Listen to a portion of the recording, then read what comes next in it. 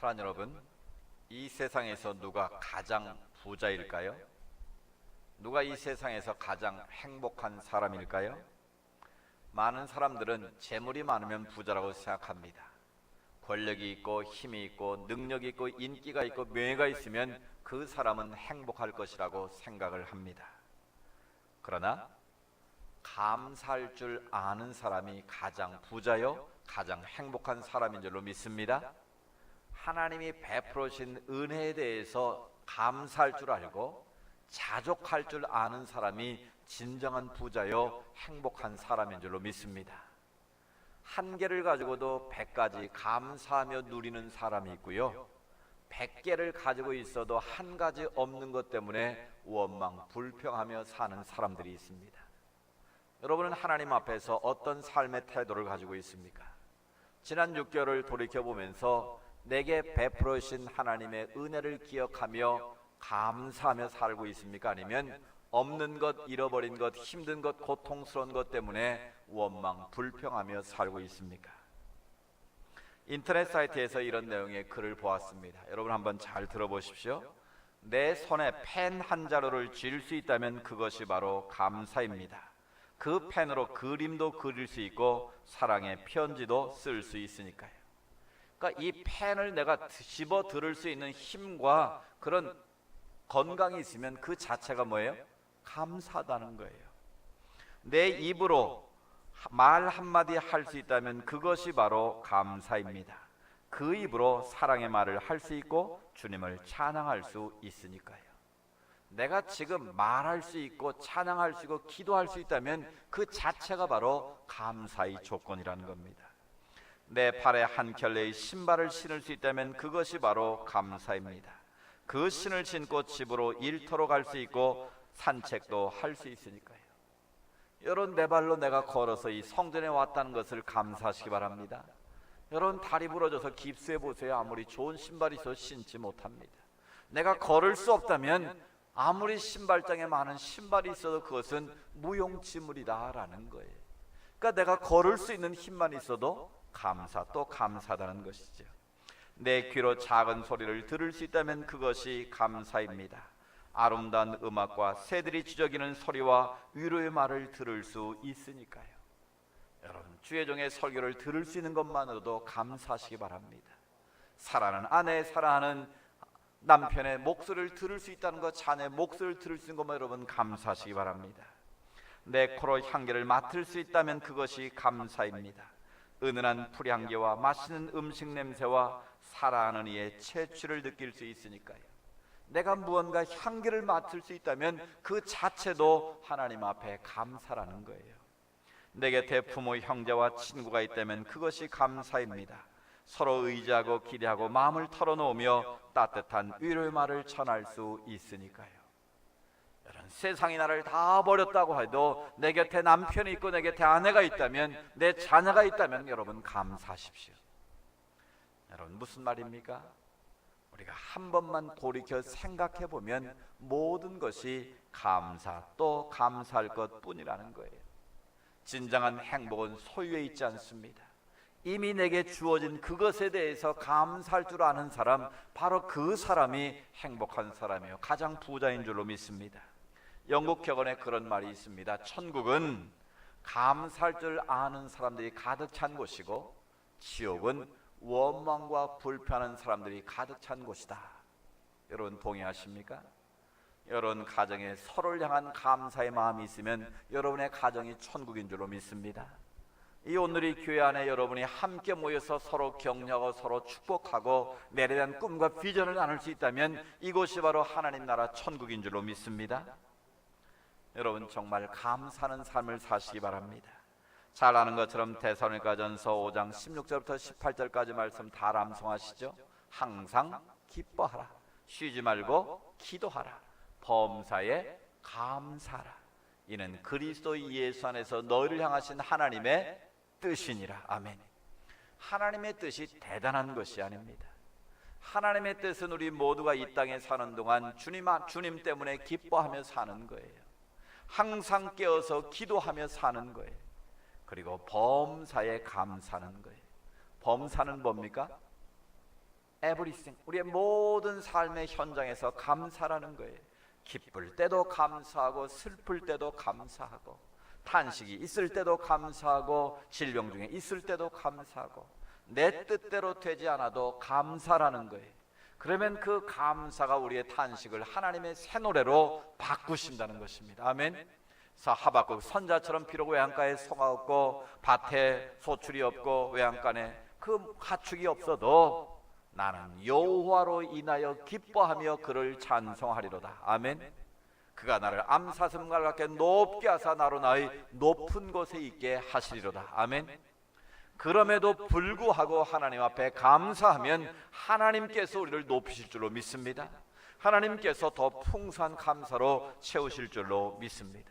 바로 그렇게 살아가는 것이 하나님의 백성들의 삶의 태도요 하나님의 뜻이라는 것입니다. 오늘은 맥주 감사주일입니다. 성경에 보면 유대인들이 반드시 지켜야 될 3대 절기가 있습니다. 그 절기는 뭡니까? 바로 유월절이 있고 그 다음에 오순절, 맥추절이 있고 세 번째로 수장절이 있습니다. 장막절이라고 그러죠.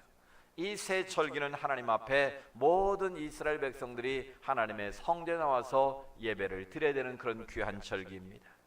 근데 오늘 그 가운데 우리는 이 감사의 절기를 지키는데 특별히 이 성경의 절기는 다 하나씩인데 감사절기만 2번이 있습니다. 바로 이 77절 맥추절과 또 한 가지는 바로 추수감사절이라고 불리는 장막절입니다. 오늘 우리가 올려드리는 이 맥추감사절은 이 밀과 보리를 처음 거두고 난 뒤에 하나님께 올려드린다 그래서 맥추절이라고 그랬습니다. 유월절이 지난 7주 후에 지킨다 그래서 77절이라고도 했습니다. 또 오순절이라고도 했습니다. 이 맥추감사절의 중요한 의미는 무엇인가 하면 초태생 처음 난 것을 하나님께 구별해서 올려드린다라는 겁니다. 왜냐하면 하나님께서 처음 난 것은 다 내 것이라고 말씀하셨습니다. 그래서 처음 난 자녀, 처음 거둔 열매, 처음 거둔 모든 것은 하나님께 구별해 드리라는 것이 하나님의 뜻이었습니다. 그러니까 이스라엘 백성들은 첫 열매, 지금 봄철의 열매를 거두어서 하나님 앞에 올려드린 맥주절을 지키고 가을에 또 한 번 곡식을 거두어 드린 다음에 하나님 앞에 장막절, 수장절로 하나님 앞에 지키게 하셨다라는 거예요. 그래서 하나님은 유독 감사의 절기만은 2번 하나님 앞에 올려드리도록 그렇게 정하셨다라는 것이죠. 그만큼 하나님 앞에 우리가 감사를 올려드리는 것은 중요하다는 거예요. 특별히 맥주절은 이 처음 것을 하나님 앞에 드리는 절기인데 그 첫 열매가 무엇입니까? 내가 예수 믿고 구원받아서 하나님의 자녀가 된 것이 바로 내 인생의 가장 중요한 첫 열매인 줄로 믿습니다. 그러니까 오늘 우리는 맥추감사절을 맞이해서 하나님께서 나를 구원해 주신 그 은혜를 우리가 잊지 않고 감사하는 절기가 되어야 한다라는 거예요. 우리가 이 세상에서 많은 은혜를 받고 살지만 내 죄를 사해 주시고 하나님의 자녀 삼아 주신 것보다 더 귀한 감사가 또 있겠습니까? 그래서 우리가 맥추절을 맞이해서 하나님 앞에서 나를 구원해 주신 하나님의 은총에 비춰서 우리가 감사 또 감사하는 절기가 되어야 한다라는 거예요. 또 한 가지 중요한 감사의 맥추절의 감사는 바로 하나님의 교회를 세워주시고 우리가 섬길 수 있는 교회를 주신 것을 감사하는 절기라는 거예요. 여러분 오순절 마가 다락방에 성령이 임하고 그 성령이 임함으로 말미암아 마가의 다락방이 예루살렘 초대교회가 된 줄로 믿습니다. 바로 오순절 성령이 강림한 그날이 바로 맥추절이라는 거예요. 그날이 바로 하나님의 교회가 세워진 날이라는 것이죠. 그래서 이 맥추절은 우리에게 교회를 세워주시고 우리가 섬길 수 있는 교회 주신 것을 감사하는 중요한 절기입니다. 따라서 나를 구원하신 하나님, 내가 섬길 수 있는 좋은 교회를 주신 하나님, 그 하나님 앞에 감사함으로 영광 돌리는 날이 바로 맥주 감사절입니다. 비록 우리가 밀과 보리 농사를 짓지는 않지만 나를 구원하신 하나님, 주님 된 교회를 우리에게 허락하시고 섬길 수 있도록 하신 하나님, 그 은혜를 기억하면서 하나님 앞에 감사함으로 나아가는 것이 바로 이 감사절입니다. 특별히 실제적으로 이 맥주 감사절은 지난 6개월을 하나님 앞에 돌이켜보면서 내게 부족한 것은 무엇이고 하나님이 주신 은혜는 무엇인가를 다시 한번 성찰해보고 앞으로 나아갈 후반기 6개월을 하나님 앞에서 결단하는 자리입니다. 맥주 감사는 축구로 말하면 전반전이 끝난 이 하프타임, 휴식 시간 10분과도 같은 것이죠. 우리 지난 독일과 그 월드컵 예선전에서 1%의 기적을 우리가 이루지 않았습니까? 전반에 0대0이었지만 그 휴식 시간에 10분의 하프타임을 잘 그들이 작전을 짜고 후반전에 2골을 넣어서 2대0으로 이번 러시아 월드컵의 최대 이변을 일으키지 않았습니까? 바로 이 하프타임의 시간을 어떻게 우리가 준비하고 어떻게 이걸 잘 보내에 따라서 인생의 후반전이 결정이 되고 우리 하반기가 결정될 수 있다는 거예요. 그런 점에서 오늘 이 맥주 감사제는 우리의 인생에 있어서 우리의 올 한 해를 보내는 이 중간 시점에 있어서 참으로 중요한 시점에 있다는 거예요. 우리가 지금까지 정신없이 달려왔던 시간을 다시 한번 점검해보고 내가 바른 방향으로 지금 가고 있는지, 바른 믿음의 터전에 서 있는지 나를 돌이켜보고 점검함으로 새롭게 도전하는 기회가 되어야 한다는 거예요. 아프리카의 인디언들은 말을 타고 광야를 열심히 달리다가 한 번씩 제자리에 멈춘다고 합니다. 그래서 이상해서 왜 달려갈 길이 먼데 갑자기 이렇게 멈추냐고 물었더니 이 아메리카 인디언들은 그렇게 말을 한다고 합니다. 말이 너무 빨리 달려버리면 내 영혼이 나를 따라올 수 없기 때문에 중간에 한 번씩 쉰다는 거예요. 그게 무슨 말이겠습니까? 내가 정한 목표에 내가 정신없이 달려가다 보면 내 영혼이 내 정신이 따라오지 못할 때가 있다는 거예요. 여러분, 내가 내 목표에 정신없이 달려는 가고 있는데 하나님이 나와는 너무 멀리 떨어져 있지는 않습니까? 내게 주어진 삶에 대해서 나는 열심히 달려왔는데 내 가족이 함께 따라오죠. 저 멀리에서 슬퍼하고 있지는 않습니까?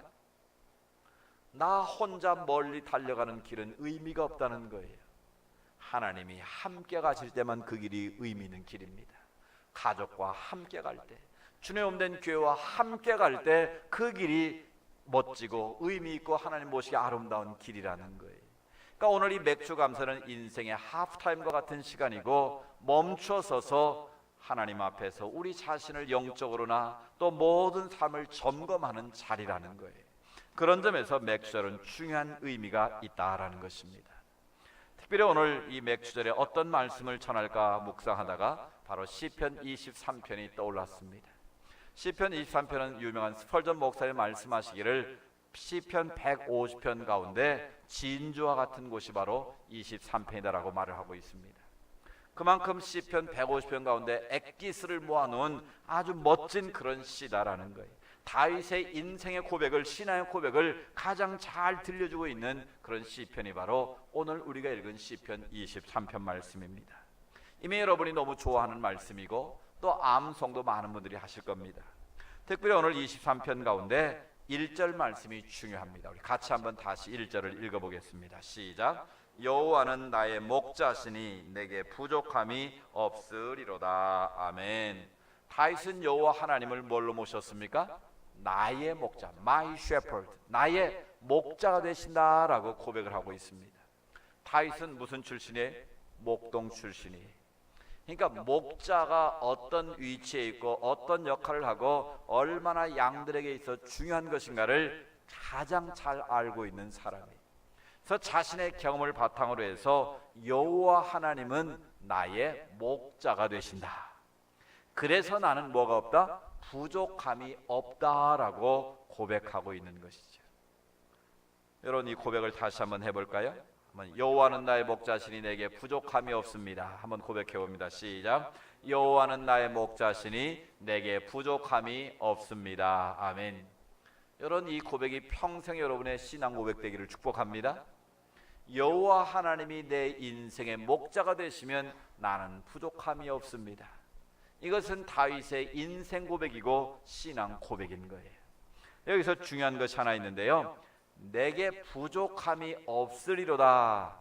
이 표현의 시제가 뭔 걸 한번 살펴보십시오. 내게 부족함이 없었습니다. 없습니다. 없을 것입니다. 뭐 같아요? 지금 우리 개역개정, 우리 한글 번역 성경은 시제가 알 수가 없어요. 그죠? 이게 과거는 아닌 것 같은데 현재도 아니고 미래도 아니고 이게 정확하게 알 수가 없어요. 근데 영어 성경 보면 이거를 미래 시제로 번역했어요. I shall not be in want 그랬어요.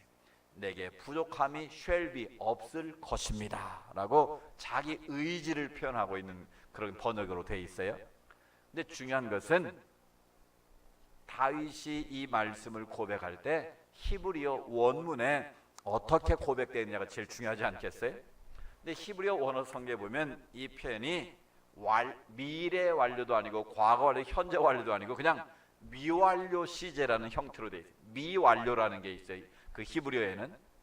그러니까 미완료 시제라는 건 뭐냐면 아직 모든 일이 끝나지 않았다는 거예요.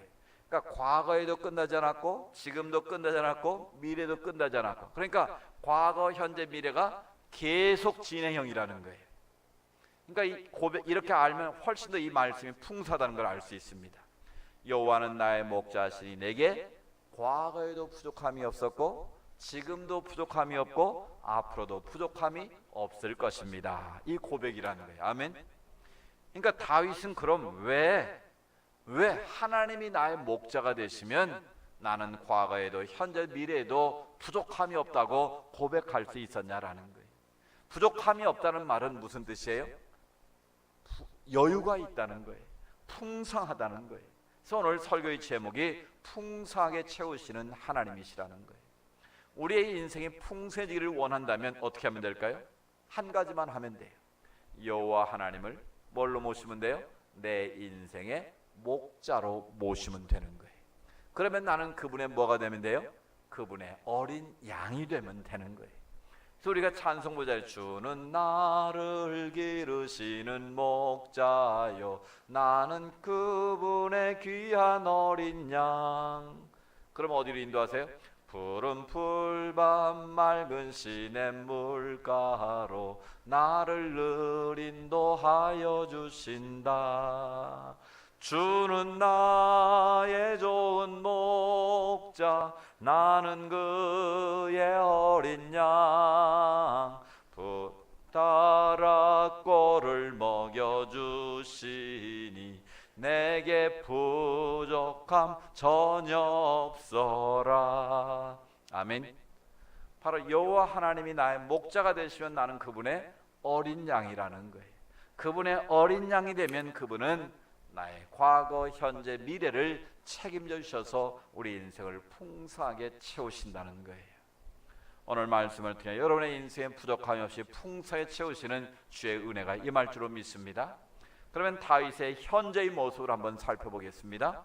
다윗의 현재의 모습을 한마디로 말하면 하나님 한 분으로 만족한 인생이었다는 거예요. 같이 해볼까요? 나는 하나님 한 분만으로 만족합니다. 여러분 정말 이 고백이 있으셔야 됩니다. 이 세상에 우리가 필요한 많은 것들이 있습니다. 그러나 그 모든 것들이 아무리 다 갖춰져 있고 채워져 있다 할지라도 하나님 한 분이 빠져버리면 그 모든 것은 다 헛것임을 여러분 기억하시기 바랍니다. 다윗은 그 인생을 살면서 많은 것을 얻기도 했지만 많은 것을 잃어버리기도 했습니다. 생명을 잃어버릴 위기도 있었습니다. 그런데도 그는 현재적으로 하나님이 나와 함께 하심을 믿었습니다. 그 하나님이 나를 지켜주시고 보호하심을 믿었습니다. 그래서 그 어떤 것보다도 하나님 한 분만으로 만족하는 인생을 살았다라는 것입니다. 여러분 인생의 가장 귀한 것이 무엇입니까? 이것 없으면 절대 안 됩니다라고 생각하는 그것이 뭐냐는 거예요. 바로 그것이 바로 예수 그리스도 한 분이시기를 축복합니다. 하나님만이, 주님만이 내 인생의 전부가 되실 때 하나님은 그 모든 것들을 덤으로 우리에게 주신 줄로 믿습니다. 그래서 마태복음에 보면 너희는 먼저 그의 나라와 그의 의를 구하라. 그리하면 이 모든 것을 너희에게 어떻게 하신다고요? 더하시리라. 아멘. 내가 수고하고 노력해서 얻은 것도 있지만 생각해보면 내게 주신 모든 것은 하나님이 덤으로 주신 건 줄로 믿습니다. 하나님 보너스로 주시는 거예요. 여러분 내가 구한 것만 받았으면 여기까지 오늘 우리가 올 수 있었을까요? 내가 구하지 않은 것도 하나님이 주셨다는 거예요. 그래서 바울은 그런 고백을 하죠. 온갖 구하는 것이나 생각하는 것보다 더 넘치도록 채우시리에게 영광과 세세무궁토록 영광이 있을지어다. 아멘. 주님은 우리의 구하는 것만 주신 것이 아니라 우리가 구하지 못한 그것까지도 풍성하게 채우셨기에 오늘 여기까지 올 수 있다는 거예요. 너의 모든 쓸 것을 채우시리라. 아멘. 언제요? 여호와 하나님을 내 인생의 목자로 모시고 살 때, 나는 주님 한 분이면 만족합니다. 그 고백이 있을 때 하나님은 우리 인생을 풍성하게 채우신다는 거예요. 그래서 우리가 그런 복음성, 옛날 복음성이죠. 사람을 보며 세상을 볼 땐 만족함이 없었네. 나의 하나님 그분을 뵐 땐 나는 만족하였네. 아멘. 여러분, 사람을 봐도 만족이 없어요. 세상을 봐도 만족이 없어요. 오직 하나님, 오직 예수 그리스도 그분을 뵐 때 우리는 그 안에서만 만족함이 있고 풍성함이 있는 줄로 믿습니다. 그래서 다윗은 오직 하나님 한 분, 그분 한 분이면 좋겠다는 거예요. 그 하나님을 내 인생의 목자로 모시고 나면 그 모든 하나님의 부요함이 자신의 것임을 실제로 경험했다는 거예요. 오늘 이 다윗의 고백이 저 여러분의 고백되기를 원합니다. 오직 주님 한 분만으로 만족할 때 우리의 모든 쓸 것을 채우시고 풍성케 하시는 하나님의 역사가 여러분 가운데 임할 줄로 믿습니다. 두 번째로 다윗의 과거의 고백입니다. 다윗의 과거는 한마디로 말하면 하나님의 인도하심과 보호하심입니다. 하나님의 인도하심과 보호하심에 대해서 감사할 때 하나님이 그 인생을 부족함이 없이 채우셨다라는 거예요. 2절을 보십시오. 그가 나를 푸른 풀밭에 누이시며 쉴만한 물가로 인도하시는도다. 아멘. 여러분, 필립 켈러라는 분이 양과 목자라는 책을 썼어요. 이분은 선교사였는데 호주에서 실제적으로 8년 동안 양을 쳐본 사람이에요. 그리고 나서 목동의 입장에서 시편 23편을 재해석을 한 거예요. 그런데 오늘 이 2절 말씀, 푸른 풀밭에 누이시고, 이 표현을 아주 자세하게 그 목동의 입장에서 살펴온 것을 표현을 했어요. 어떻게 설명을 했냐면, 여러분, 양은 누워서 잘까요? 서서 잘까요? 여러분, 양은요 거의 웬만하면 누워서 잠을 자지 않는다는 거예요. 대부분 서서 잔다는 거예요. 왜 그럴까요? 양은 아시는 것처럼 자기를 지킬 만한 능력이 없는 짐승이에요. 다른 모든 짐승은 날카로운 부리가 있거나 발톱이 있거나 힘이 있거나, 그래서 남을 잡아먹기도 하고 공격을 하기도 하는데, 양은 첫째로 신체적인 특징이 뭐예요? 양은 고도 근시. 그래서 앞을 잘 못 봐. 거의 맹인 상태인 거예요. 그래서 반드시 누군가의 도움이 필요한 거예요. 그러니까 목자가 인도해 줘야지, 목자가 인도해 주지 않으면 절벽인지도 모르고 떨어질 수 있다는 거예요. 앞에 양이 뛰어내리면 떨어지면 다 계속해서 빠질 수밖에 없는 게 바로 양인 거예요. 또 자기를 지킬 만한 능력이 없기 때문에 반드시 목자가 필요한 거예요. 그러다 보니 양은 의심이 많다고 그래요. 그래서 의심이 많다 보니까 자기가 충분히 안전하고 충분히 먹을 것이 있고 충분하게 자기가 쉴 곳이 있다라고 생각하면 눕지만, 그렇지 않으면 절대로 눕지를 않는다는 거예요. 그래서 양이 얼마나 미련한지요, 그냥 한번 누워보지를 잘 못해요. 눕다가 벌렁 나자빠지면 죽는데요. 그러니까 양이요, 이렇게 눕다가 이렇게 벌렁 뒤집어져 가지고 네 다리가 하늘로 올라가면 양은 스스로 뒤집지를 못한대. 그래서 매매하고 쏠 때 목자가 얼른 뒤집어 놔야지, 그냥 놔두면 그 양은 죽는다는 거예요. 그러니까 이 필립 켈러라는 분이 양을 치면서 그걸 다 연구를 한 다음에 이 표현을 해석을 한 거예요. 지금 다윗이 양의 입장으로서 푸른 풀밭에 누웠다라는 의미가 뭐냐는 거예요. 그것은 충분히 먹을 수 있는 꼴이 있고 먹을 수 있는 물이 있다는 것을 전제한다는 거예요. 그리고 목자가 내 곁에 있어 어떤 맹수가 공격해도 나를 지킬 수 있다는 확신이 있었기 때문에 풀밭에 양이 누울 수가 있었다는 거예요. 우리들도 마찬가지라는 거예요. 우리 힘으로, 우리 능력으로는 뒤집어지면 일어날 만한 능력이 있어요, 없어요? 젊었을 때는 있을 것 같지만 나이가 들수록 나는 뒤집어지면 일어날 수 있는 힘조차 없는 인생이라는 것을 다 우리가 깨닫지 않습니까? 그러니까 우리가 풀밭에 누울 수 있는 이유가 뭐냐는 거예요. 이 거친 세상을 우리가 살아갈 수 있는 힘과 능력이 어디서부터 오느냐는 거예요. 바로 양이 목자가 내 곁에서 자기를 안전하게 지키고 보호하겠다는 것을 신뢰할 때만 누울 수 있는 것처럼 오늘 우리들도 마찬가지라는 거예요. 다윗은 지금까지 얼마나 많은 어려움을 겪었습니까? 왕이 되기 전에는 골리앗과 싸워야 했고요. 왕이 되고 난 후에는 사울로부터 10년 동안 아무 죄도 없이 미움받아 쫓겨다녔고요. 왕이 되고 난 이후에는 대적자들이 많아서 그를 죽이려고 했고요. 인생 마지막에는 아들 압살롬이 아버지를 죽여 왕이 되겠다고 쿠데타를 일으키지 않았습니까? 그래서 할 수 없이 신발도 신지 못하고 맨발로 궁궐을 뛰쳐나와서 이방 땅에 가서 다윗이라는 것이 밝혀지니까 죽을까 두려워서 침을 질질 흘리면서 미친 척까지 해야 되는 그런 삶의 어려움이 있었다는 거예요. 그런 다윗이 오늘 여호와는 나의 목자시 내게 부족함이 없습니다. 그분이 나를 푸른 풀밭에 눕게 하셨음이라고 고백할 수 있는 이유가 뭐냐는 거예요. 바로 전적인 하나님의 보호하심과 돌보심이 있었음을 그는 고백하고 있는 거예요. 주님이 내 인생을 지켜주지 않으셨다면, 주님이 나를 보호하지 않으셨다면 나는 오늘 이곳에 올 수 없었다라는 거예요. 여러분, 그 다윗의 고백이 바로 저 여러분의 고백 아닙니까? 우리가 올 6개월 동안 뿐만 아니라 지난 인생을 살아오면서 얼마나 많은 아픔이 있고 눈물이 있었습니까? 아직 해결되지 않은 숙제들이 지금도 내 앞에 놓여있지 않습니까?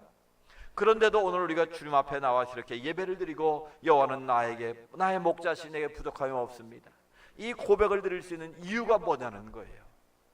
바로 하나님이 나의 목자가 되셔서 나를 지키시고 보호하시고 계시기 때문이라는 거예요. 그래서 다윗이 4절에 뭐라고 말합니까? 내가 사망의 음침한 골짜기를 다닐지라도 해받을 것을 두려워하지 아니함은 주께서 나와 함께 하시기 때문입니다. 목자 되시는 주님이 나와 함께 하시기 때문에 내가 풀밭에 누울 수도 있고 내가 음침한 사망의 죽음의 그늘이 나를 엄습해도 나는 두려워하지 않는다고 고백할 수 있는 것이죠. 오늘 우리들도 마찬가지입니다. 내 힘과 내 능력으로는 도저히 나를 지켜낼 수가 없는 사람입니다. 나를 지킬 수도 없고 내 가정을 지켜주고 내 자녀를 지킬 수도 없고 내 일터와 산업을 지킬 수 없는 그런 연약한 자들입니다. 그러나 여호와 하나님께서 우리를 지키시고 보호하셨기에 여기까지 올 수 있었고 또 앞으로도 전능하신 하나님이 내 곁에서 나를 돕고 계시기 때문에 앞으로도 더 잘 가게 될 줄로 믿습니다. 다윗은 바로 그런 믿음이 있었다는 거예요. 그런 믿음이 있었기 때문에 자신의 과거를 돌이켜보면서 하나님의 인도하심과 보호하심에 대해서 감사함으로 영광 돌릴 수 있었다는 것이죠. 세 번째는 무엇입니까? 세 번째는 미래에 대한 전망으로 승리에 대한 확신이 있습니다. 천국에 대한 소망이 있다라는 거예요. 그래서 마지막 절에 뭐라고 고백하고 있습니까? 내 평생의 선하심과 인자하심이 반드시 나를 따르리니 내가 여호와의 집에 영원히 살리로다. 아멘. 현재 과거를 돌이켜보면서 다윗은 하나님께서 반드시 나와 함께 하시기에 영원까지 나를 지키시고 보호하셔서 하나님의 집에 천국에 거할 것을 그는 믿음의 눈으로 바라보았다는 것입니다. 시편에 보면 오늘 우리가 찬양 불렀던 것처럼 하나님 우리의 출입을 지키시는데 우리의 모든 환난을 면케하실 뿐만 아니라 우리의 출입을 지금부터 어디까지? 영원까지 지키시는 줄로 믿습니다. 다윗은 그것을 믿은 거예요. 하나님이 지금도 나와 함께 하시기 때문에 아무리 원수가 에워싸고 아무리 대적자들이 나를 죽이려고 해도 내가 천국에 가는 그 순간까지 하나님이 나를 지키실 것이다. 그래서 나는 하나님 나라에 가서 영원토록 그분과 함께 영생 복락을 누릴 것이다. 이 믿음을 가지고 살았기에 다윗은 나는 부족함이 없다라고 고백할 수 있었다라는 것입니다. 사랑하는 여러분, 이 맥주 감사주일을 맞이해서 다시 한번 이 다윗의 고백이 우리의 신앙 고백되기를 원합니다. 그 고백은 바로 여호와는 나의 목자이십니다. 그래서 나는 그분 안에서 부족함이 없습니다. 그렇습니다. 여호와 하나님이 내 인생의 목자가 되시면 그 목자 되신 주님께서 우리의 생각을 지켜주시고 우리의 입술을 지켜주시고 우리의 삶을 지켜주실 줄로 믿습니다. 우리 교회를 지켜주시고 이 나라의 민족도 지켜주실 줄로 믿습니다.